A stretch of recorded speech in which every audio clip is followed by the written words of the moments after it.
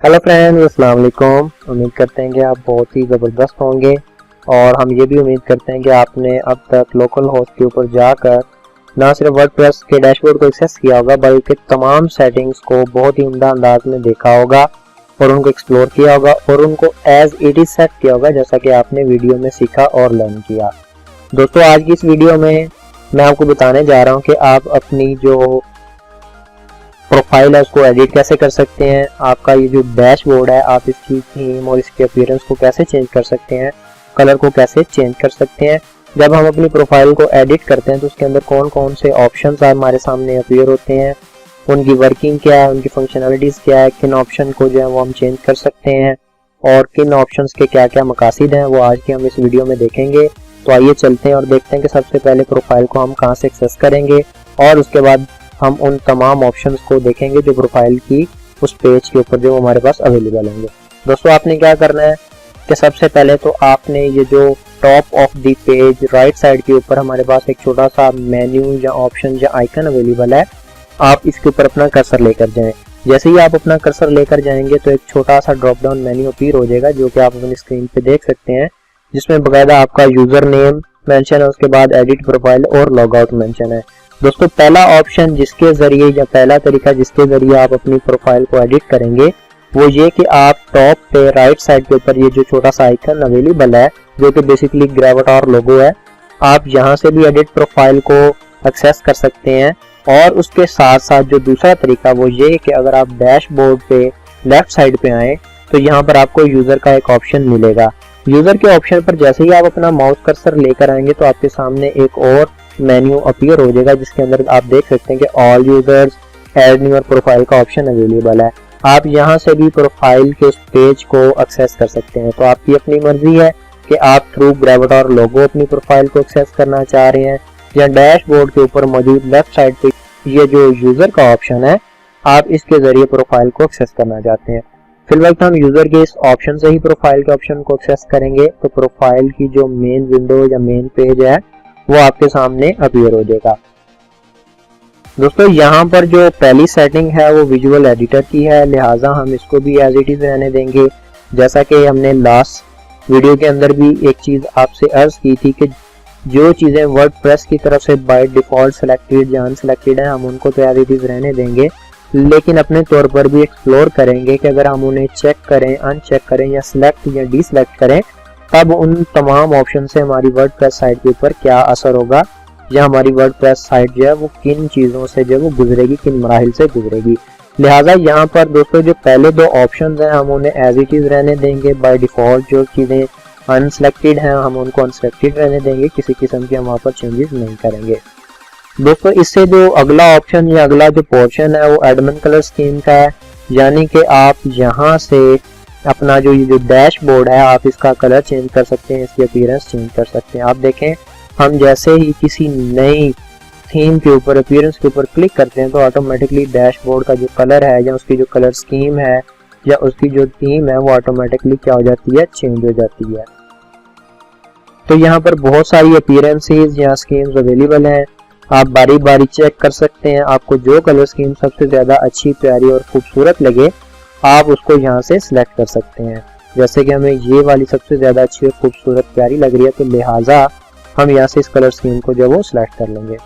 दोस्तों, उसके बाद यहाँ पर कीबोर्ड शॉर्टकट का ऑप्शन अवेलेबल है, आपने इसको भी एज इट इज़ रहने देना है, आपने इसको चेंज नहीं करना या चेक बॉक्स पे क्लिक नहीं करना। दोस्तों, उसके बाद आप देख सकते हैं कि यहाँ पर टूल बार का ऑप्शन अवेलेबल है जो कि चेक है। बेसिकली दोस्तों ये क्या चीज़ है कि अगर आप इसको अनचेक करेंगे तो जो टूल बार है वो ऑटोमेटिकली यहाँ से गायब हो जाएगा और आपको नजर नहीं आएगा। अगर आप टूल बार को दिखाना चाहते हैं तो आप इस ऑप्शन पर क्लिक कर दें, इसको चेक रहने दें जो कि बाय डिफॉल्ट पहले से ही चेक था। उसके बाद दोस्तों यहाँ पर आपके हवाले से, प्रोफाइल के हवाले से बहुत सारे ऑप्शन अवेलेबल हैं। आप देख सकते हैं कि यहाँ पर पहला ऑप्शन यूजर नेम का, जिसके सामने एक चीज़ लिखी गई है कि आप अपने यूजर नेम को यहाँ से चेंज नहीं कर सकते। तो जो चीज़ें हम चेंज कर सकते हैं हम उनको लाजम चेंज करेंगे और जिन चीज़ों को हम चेंज नहीं कर सकते हम उनको एज इट इज रहने देंगे। तो दोस्तों, प्रोफाइल के इस पोर्शन में सबसे पहले हम यहाँ पर अपना नेम और लास्ट नेम लिखते हैं।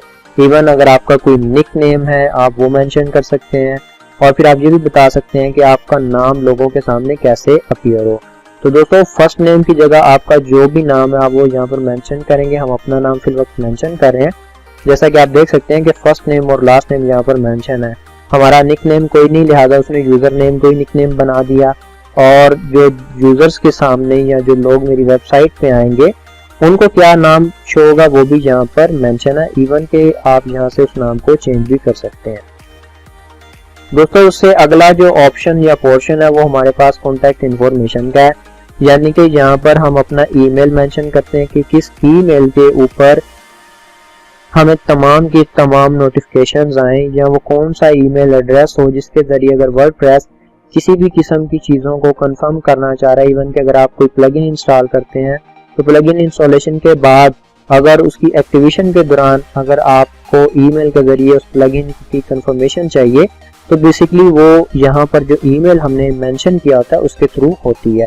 तो लिहाजा आप यहाँ से अपने ईमेल एड्रेस को चेंज भी कर सकते हैं। दोस्तों उसके बाद जो अगला ऑप्शन है वो यहाँ पर बेसिकली वेबसाइट का है, यानी कि यहाँ पर आपकी वेबसाइट का URL मेंशन होता है। दोस्तों आपने यहाँ पर भी किसी किस्म की कोई चेंजिंग्स नहीं करनी। अगर आप यहाँ से अपनी वेबसाइट का URL चेंज कर देंगे तो ऑटोमेटिकली वेरी नेक्स्ट टाइम जब आप इस वेबसाइट को एक्सेस करेंगे तो आप इस वेबसाइट को कभी भी एक्सेस नहीं कर पाएंगे। लिहाजा आपने वेबसाइट के इस ऑप्शन को, इस पोर्शन को बिल्कुल भी टच नहीं करना और इसको आपने एज इट इज रहने देना है।